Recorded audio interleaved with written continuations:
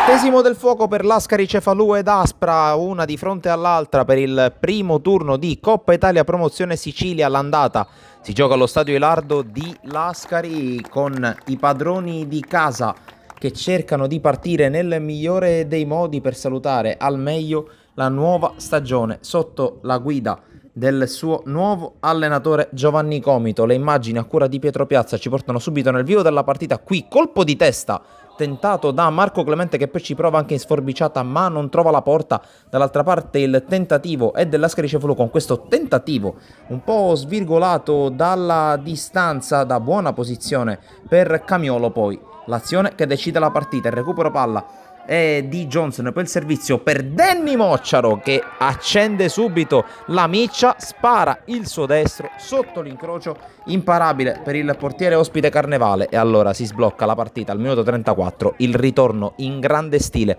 di Danny Mocciaro con la maglia dell'Ascari Cefalù avrebbe anche l'opportunità per raddoppiare prima della fine del primo tempo la squadra di Comito, ma Carnevale è sontuoso in due occasioni, soprattutto sulla seconda, sul colpo di testa da pochi passi da parte di Corsino. Su questa azione si chiude il primo tempo, le immagini volano direttamente alla ripresa al 20°. Succede veramente poco in partita.